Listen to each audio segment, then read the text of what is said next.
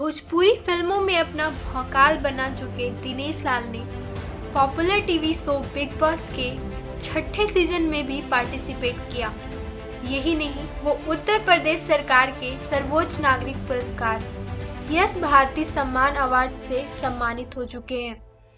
Bhojpuri film industry के जरिए पूर्वांचल में जबरदस्त पकड़ बनाने वाले दिनेश लाल यादव ने साल 2019 में राजनीति में एंट्री मार ली।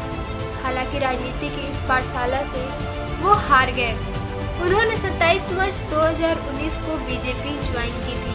आजमगढ़ से चुनाव लड़े और सपा अध्यक्ष अखिलेश यादव का सामना नहीं कर पाए और हार गए। दिनेश लाल यादव निरहुआ ने पहली बार अपने नाम पर बनी फिल्म में साल 2008 में काम किया था। इस फिल्म का नाम निरहुआ रिक्शा वाला था, जो कि सुपरहिट साबित हुई। उनकी यह मूवी सुपर डुपर हिट हुई और देखते ही देखते निरहुआ अपने फैंस के दिलों पर राज करने लगे। इसके बाद निरहुआ ने कभी पीछे पलटकर नहीं देखा। बाद में निरहुआ ने निरहुआ हिंदुस्तानी, पटना से पाकिस्तान, निरहुआ हिंदुस्तानी 2, बम बम बोल रहा है काशी और बॉर्डर जैसी सुपरहिट फिल्में दी। निरहुआ रिक्शा वाला ने एक्टर को इंडस्ट्री में पैर जमाने का मौका दिया। उन्होंने इस फिल्म के बाद कभी पीछे मुड़कर नहीं देखा और लगातार सफलता के झंडे गाड़ते गए। निरहुआ का अब भोजपुरी इंडस्ट्री में अपना अलग मुकाम है।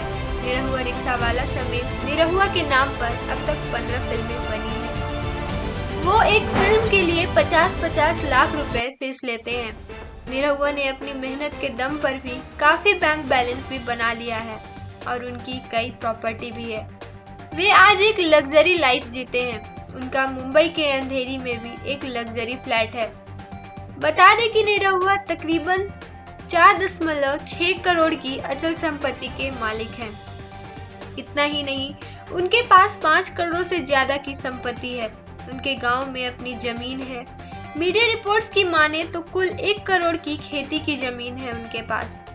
अपने चुनावी हलफनामे निरहुआ के पास रेंज रोवर और फॉर्च्यूनर कारें हैं। फॉर्च्यूनर की कीमत 10 लाख रुपए है, तो वहीं रेंज रोवर की कीमत 42 लाख है। निरहुआ को बाइक्स का भी काफी शौक है। ज्वेलरी के भी काफी शौकीन है।